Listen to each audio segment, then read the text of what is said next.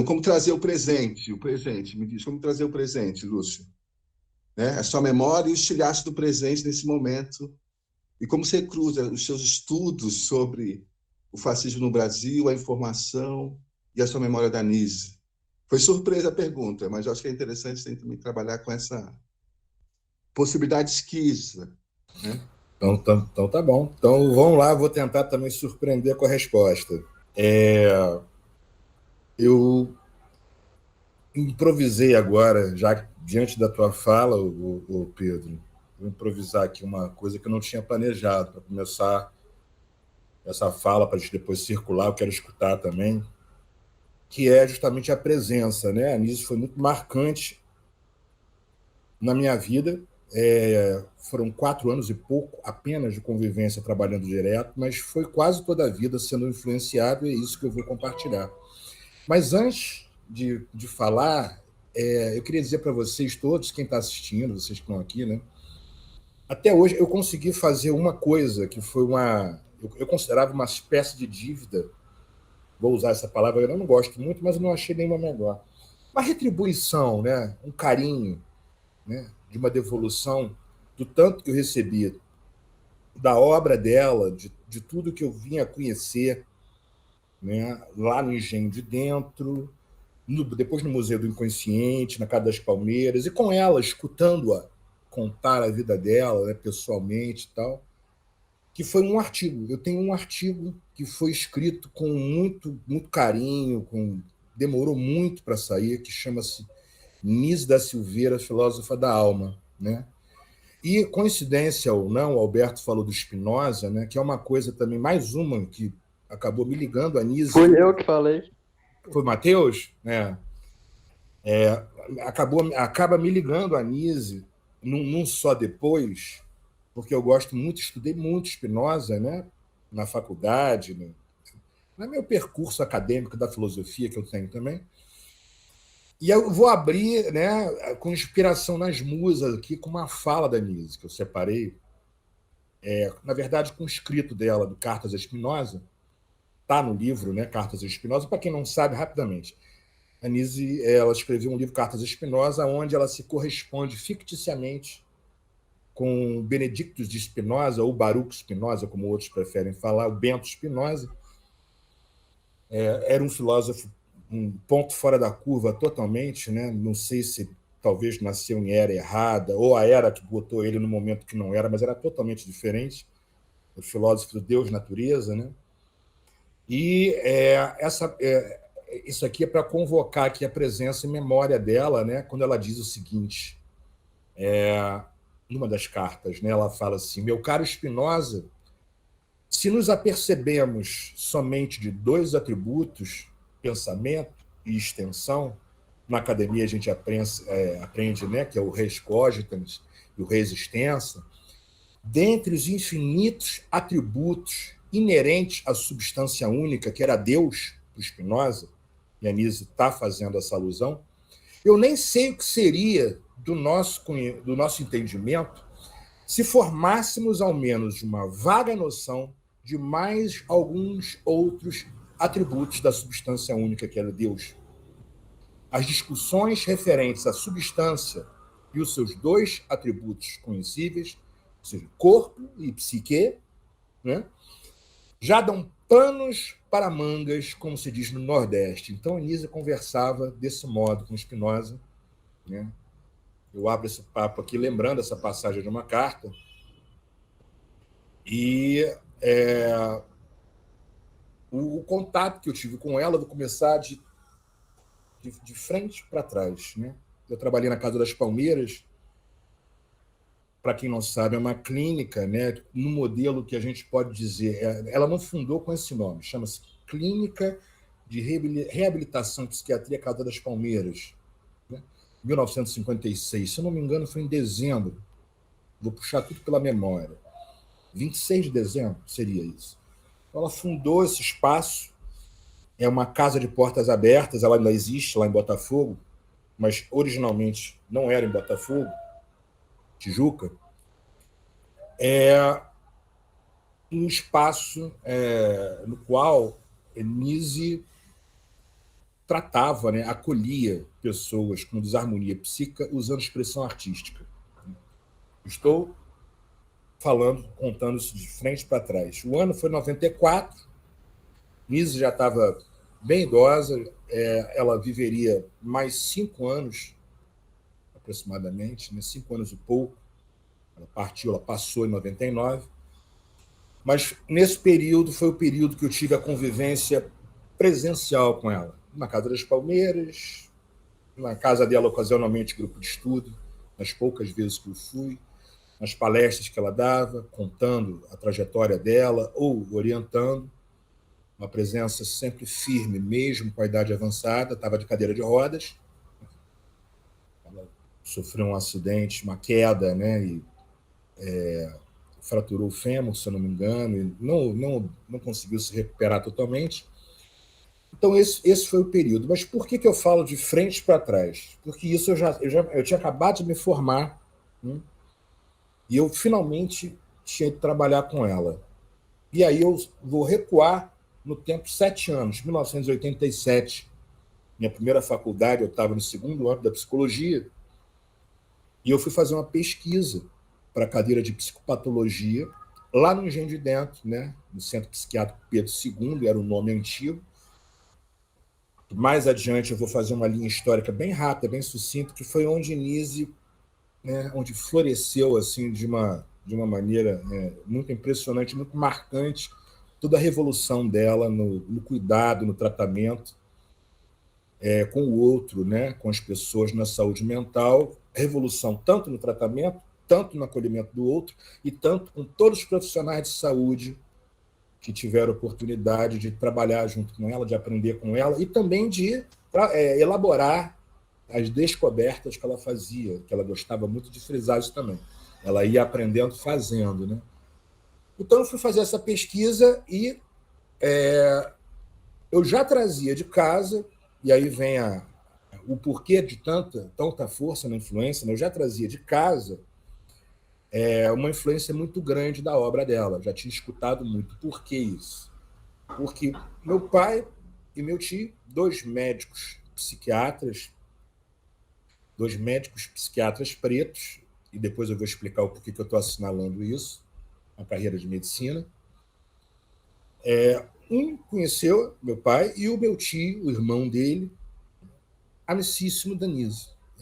Trabalhou com Nise lá atrás, participou de uma etapa muito, muito linda, né, de muita luta da vida dela, como, por exemplo, na criação do Museu de Imagem Inconsciente, e lá no Centro Psiquiátrico Pedro II, trabalharam juntos, tornou-se muito amigo. O meu tio, ele era um junguiano, né, digamos assim, né? Era um estudioso, tal, mas gostava muito de Jung, e esse ponto aproximou eles seguramente. Meu pai já era mais Freud, gostava muito de Freud e tal, mas tinha muito respeito pela obra da Nise, muita admiração e tal. Então, essa carga, eu já trazia essa carga bonita, positiva, leve, não era uma carga pesada, de influência, quando eu fui fazer o trabalho de pesquisa na cadeira de psicopatologia. Lá chegando, para pular essa apresentação do contato, né, com a obra dela, lá chegando, pela primeira vez eu pude ver, porque eu só ouvia, eu pude ver os cavaletes de pintura, que seriam dos ateliês de pintura, né, do ateliê de pintura, aliás. Visitei instalações do Pedro II, do Engenho de Dentro, né? Conheci ali pela primeira vez presencialmente o Hospital Psiquiátrico Manicômio, né? E, enfim, naquele momento ali isso só depois, né? Eu já estava sob a influência do trabalho dela, né?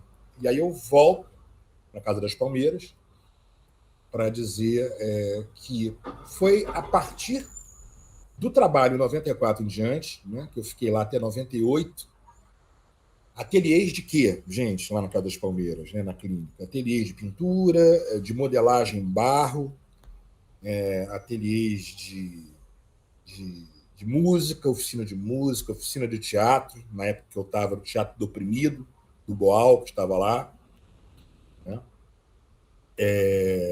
de bordado, né, de colagem, estilogravura, ficou desativado um tempo, enfim.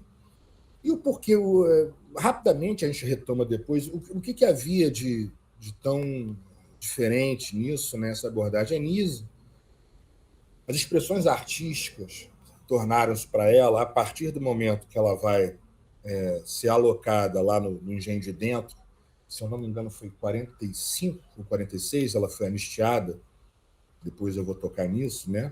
A Nise foi presa, ela foi trabalhar lá, foi o setor de terapia ocupacional. Nesse momento que Nise vai trabalhar no Engenho de Dentro, é que ela começa a desenvolver uma abordagem, um tratamento, né, da desarmonia psíquica ou da loucura usando expressão artística. Mas isso não veio do nada, assim, não foi por achar simplesmente que a arte pudesse modificar a psique, o ser da pessoa, o que faz. Tinham dois motivos técnicos e bastante humanos nessa questão. Um deles, técnico. Né? Os tratamentos até então da psiquiatria eram muito voltados para práticas que se aproximavam de tortura. Exemplo, medicação fortíssima, camisas químicas, que a gente chama, né? Eletrochoque, que a Nise abominava. E com a arte, né, isso colocado de lado, você passava a poder também escutar os que não falavam. Essa era uma grande questão com a Nise da Silveira. Ou seja, como chegar próximo, como se aproximar de uma pessoa sofrendo demais, mas ela não fala. Né? Os psicanalistas, os terapeutas mais acostumados à terapia baseada na palavra, no discurso, em ouvir, era um momento de dificuldade muito grande, né? E ela tinha em mente justamente isso. Pacientes, pessoas extremamente regredidas, com sofrimento intenso, muitas vezes ouvindo vozes e tal, e que não conseguiam verbalizar, né? E a linguagem da arte, né, das imagens, se mostrou, no caso, uma ponte bastante eficaz. Só para fechar aqui essa abertura de fala, aí eu vou fazer uma linha histórica que aí eu acho que completa essa narrativa que eu comecei em 94, pula para 98, 87, quando eu vou conhecer o trabalho dela no Engenho de Dentro, né? A questão familiar, né, que me aproximava mais ainda dela, né, essa bagagem dos parentes que gostavam dela, do que trabalhou com ela, e a entrada dela no Engenho de Dentro, em 44 ou 46. Mas tem um episódio muito marcante na história da Nise da Silveira, que é importante lembrar, que é o seguinte: a Nise, ela foi a única mulher numa turma, eu vou aproximar o número, né? 115, 116 homens, ela era a única de medicina.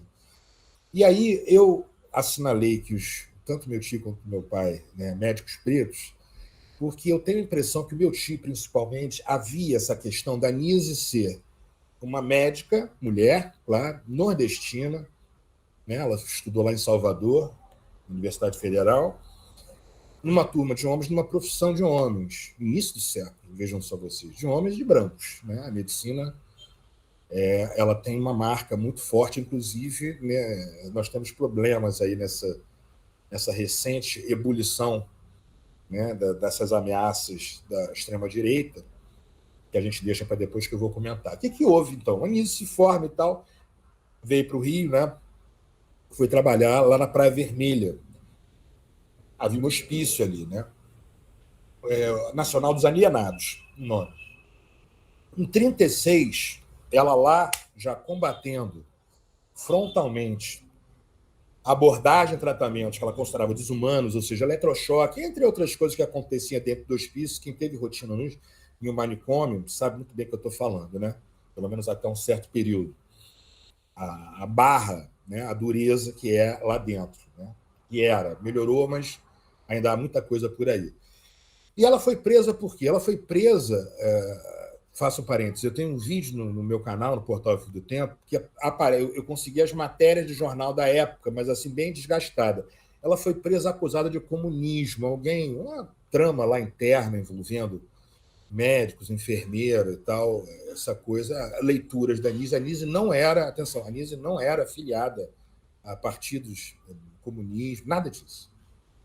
O posicionamento dela de vida e político é que se alinhava muito com artistas, intelectuais e tal. Então, facilmente, e as leituras, facilmente, ela se enquadrava nesse perfil. Hoje em dia, ela seria comunista absurdamente radical, com certeza. As práticas libertárias, a visão de vida dela. Então, ela é presa lá, né? Vargas, ela vai para o DOPS, fica 1 ano e meio na cadeia, a Frei Caneca, e depois de 1 ano e meio, ela foi torturada? Ela foi torturada, não? Olha, não há relatos disso, não. Ela ficou presa. Nossa, que barulhada de moto aqui, gente. Ela foi presa. Não há relatos disso, não, mas ela ficou. Tortura psíquica, com certeza. E, inclusive, tem uma passagem, depois eu vou ler para vocês, muito curiosa, muito interessante sobre isso. Ela ficou com Olga Prestes, conheceu lá na cadeia, Graciliano Ramos. Graciliano Ramos, inclusive, em Memórias do Cárcere, a personagem Caralâmpia, né, é uma alusão a Anísio da Silveira, né? Todos ali juntos, né? Ela conviveu lá dentro, ela era médica, doutora, e a Anísio tem até uma passagem. Primeiro eu vou concluir isso, falta pouquinho para fechar esse negócio, que essa parte aqui, que ela vai ser anistiada somente em 44, é onde ela é reintegrada ao serviço público. Vejam só vocês, né? 8 anos depois da prisão dela, passar 1 ano e meio na cadeia, e jogam ela no Engenho de Dentro, no Pedro II, no setor, lá deram um setor de terapia ocupacional, muito provavelmente, pensando que ela ia ficar lá sem incomodar, né, os médicos nas suas práticas. Né? Terapia ocupacional era uma coisa ali parada, não tinha uma evolução no sentido, né, de um acolhimento que pudesse realmente melhorar as condições de desarmonia e sofrimento psíquico das pessoas que ali estavam. Né? Foi lá que Niso, só para dar uma pincelada aqui rápido, quando ela chega, ela vai organizar uma partida de futebol que não tinha material no setor, com meias. Então, ela já começa o quadro da paisagem daquelas pessoas só fumando, paradas, sabe? Enfim.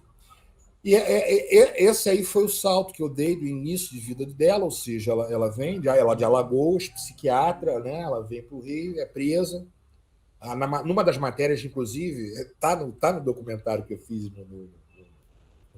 no canal, que a matéria é mais ou menos assim: psiquiatra Anísio da Silveira é presa, comunista, tem ligações com Moscou. Entendeu? Tava assim, é uma coisa, gente, assim, é legal ver isso, que a gente olha hoje em dia e a gente vê que essa construção, que o pessoal chama, eu não uso muito, mas as narrativas, né? Como é que o jornal... É uma coisa, assim, ligação com Moscou, né? Seguramente não tinha absolutamente nada a ver, nada a ver. Né? Uma coisa é Anísio ler, estudar, gostar dos autores, gostar de Dostoiévski, tal, outra coisa, e conviver com artistas. Então, outra coisa é essa... Ela não era do Partido Comunista? Não era. Atenção, que fique claro, hoje em dia, nesse ambiente, talvez ela fosse taxada até algo mais, não sei se existe algo para além do comunista, mas enfim. Né? Então tem essa questão. Anarquismo. Anarquista.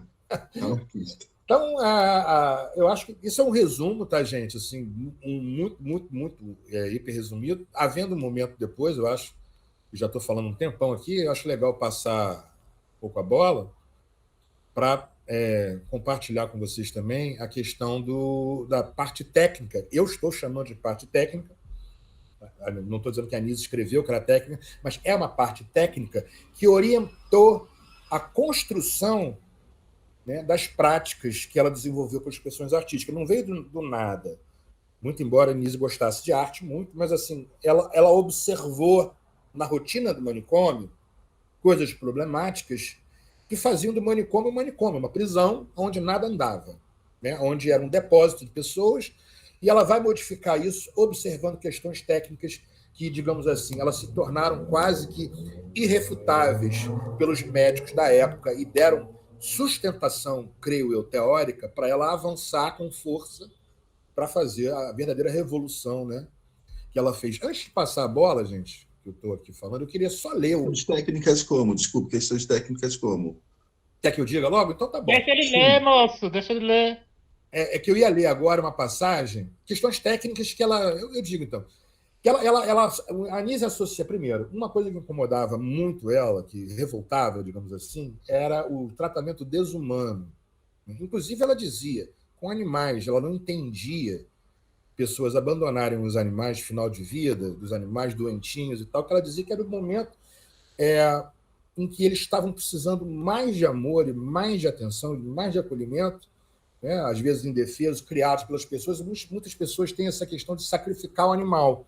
Eu não estou me referindo a casos extremos em que o bichinho talvez nem respire mal direito e tal, mas essa questão de um animal que ele é amado e útil enquanto ele brinca carinhoso, mas quando ele está já derrubado, se abandona.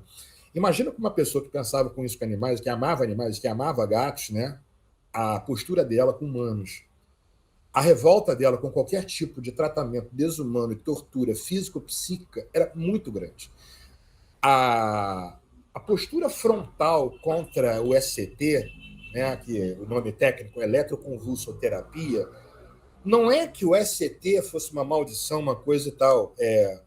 Eu arrisco dizer, inclusive, eu não tive tempo de conversar pessoalmente com ela, isso, mas eu arrisco dizer que, como psiquiatra experiente que ela era, talvez ela admitisse que em casos de extrema urgência, mas extrema urgência, de uma catatonia grave, a pessoa está praticamente, ela não se morta, e você aplica, né, uma sessão leve, moderada, para ver se a pessoa reage e volta a comer, eu creio que ela achasse isso não desumano. Mas a rotina dos hospitais de manicômios não era essa, é isso que eu quero dizer. O ECT era aplicado para amansar, para domesticar, para cortar os episódios de delírio, de gritos e tal, porque é a ação do choque, né? Aproveitando que a gente está falando também de fascismo, para quem não sabe, a ideia de lavagem cerebral, estou fazendo um parênteses, tá, gente?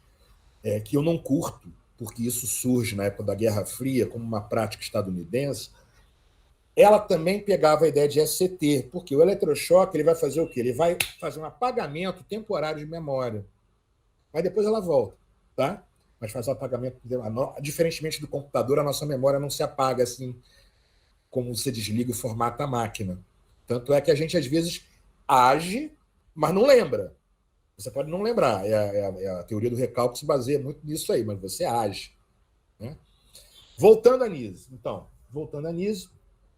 o que ela vai dizer nessa passagem é o seguinte, aproveitando para recomendar para quem se interessa em conhecer momentos muito, muito marcantes da história, da vida da Nise, o livro do Bernardo Horta, que conviveu muitos e muitos anos presencialmente com ela desde jovenzinho, e se tornou uma espécie de... Como é que eu vou dizer? Não é biógrafo, porque o Bernardo é bem mais do que isso. Tá, mas ele tem um livro chamado Nise, Arqueóloga dos Mares. Um livro fantástico, eu recomendo. Eu acho que está esgotado, mas naquela estante virtual vocês acham. Essa passagem é contada e ela alude à prisão dela, 1 ano e meio, onde ela conviveu com Olga Prestes, com Graciliano Ramos e tal. Ela diz o seguinte: quem passa por experiências profundas e radicais como loucura, prisão, a morte de um ente querido, a tortura, o exílio e a fome, nunca mais volta a ser o mesmo. Os valores se modificam. Há quem ache que não aguenta ficar numa prisão, mas uma vez que você está lá dentro, você aguenta. Você não tem saída. Aguenta sim. Essa é a transcrição que o Bernardo fez da fala dela. E por que eu estou trazendo isso aí? Porque esse trecho ele contém os valores dela em relação à vida humana. Né? Ou seja, o humano ele é marcado por experiências profundas, radicais, sempre. Pode ser que nunca tenha enlouquecido, nem nunca tenha sido preso, mas vai perder ou já perdeu um ente querido.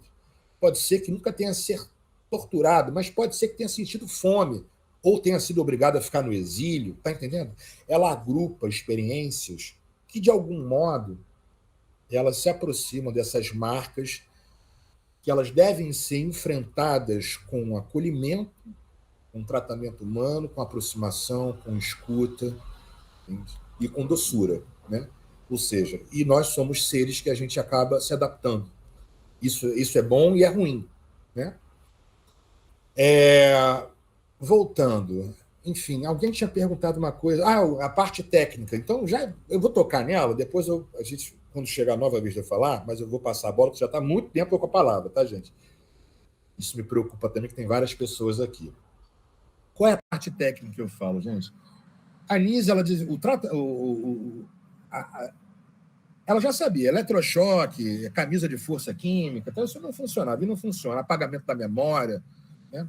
Fora o resto lá dentro.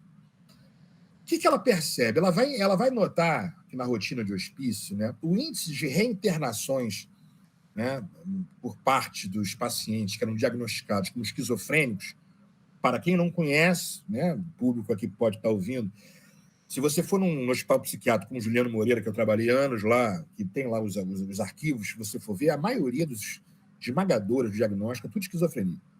Esquizofrenia paranoide, então, vence. Era tudo esquizofrenia. Pois bem, a reinternação dessa galera era altíssima, né? E para ela, isso era um indício claro de que alguma coisa, algum problema estava havendo na condução dos cuidados do tratamento, né? Por quê?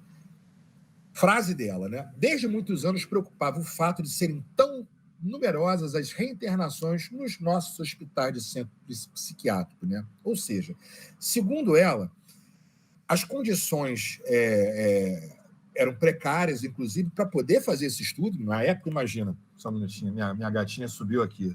Ouviu falar em Nise, gato, ela tinha muito gato. Tem aqui a Grugumila. As condições eram precárias também para você fazer o estudo. Imagina, isso era 1950, não tinha computador, tinha nada disso e tal, né? Então, cerca de 70%, gente, isso é escrito por ela, né, dos internos, né, numa média mais ou menos constante desde a década de 50 até 80, eu peguei 87, lá fazendo a pesquisa, eram casos, né, que voltavam egresso, ou seja, a pessoa tinha alta, muito choque, muito remédio. Amansava, estou usando uma linguagem bem aberta, bem direta, amansava um pouco, alta, não tinha condição de voltar para o convívio social, porque não tinha tratado. Que convívio social? A sociedade repulsa ao louco, né? Fora da norma. Famílias, muitas vezes, quando havia, né, que há casos de pessoas que são largadas do hospício e perde-se o laço família, né? Também não queria. Então, esse preparo para que a pessoa pudesse ter alta, o que foi tratada, não havia, né? Daí, eu fecho, né, essa fala inicial, explicando o porquê dela ter construído a Casa das Palmeiras, que eu vinha trabalhar em 94, que foi fundada em 56, como um local de tratamento aberto, um modelo que a gente chama de hospital-dia, né? A pessoa chegava lá, meio-dia e pouco, saía às 5h30 da tarde, se dirigia para ateliês, né? Havia monitores sempre, estagiários, voluntários, das mais diversas formações.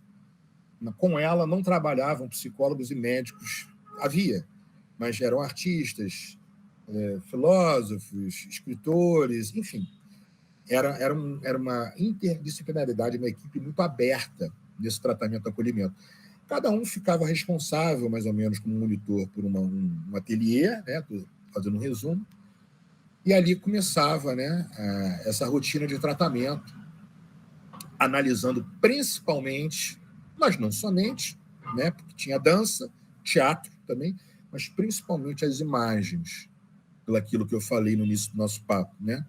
Nise preocupava-se muito com pacientes psicóticos, esquizofrênicos, que não verbalizavam, não conseguiam dizer, nomear o seu sofrimento, como chegar até eles e como fazer uma ponte afetiva, um laço com eles, com a construção de objetos ou de pinturas em que as imagens pudessem fazer essa ponte.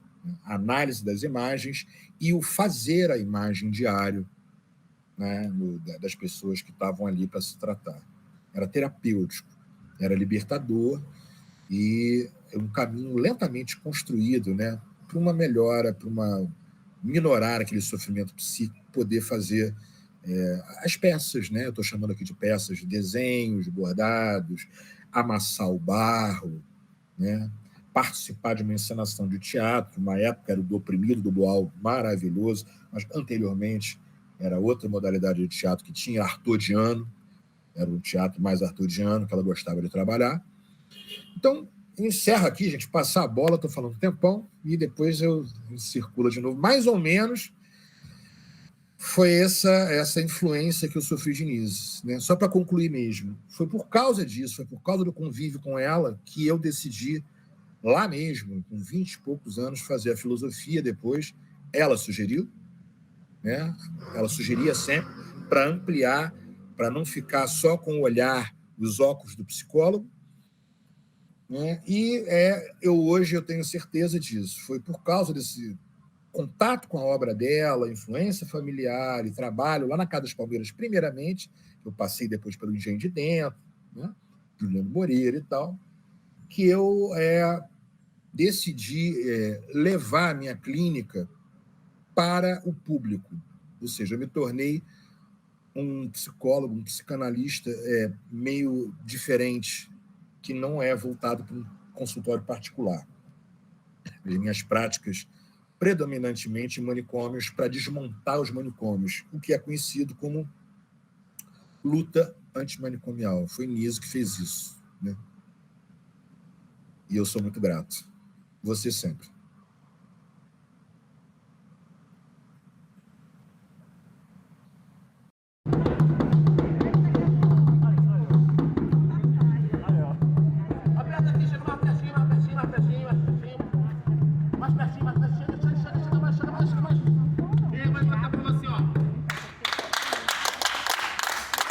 Nazaré, Nazaré, povo do samba já chegou, Nazaré, Nazaré, povo do samba já chegou, Nazaré, Nazaré.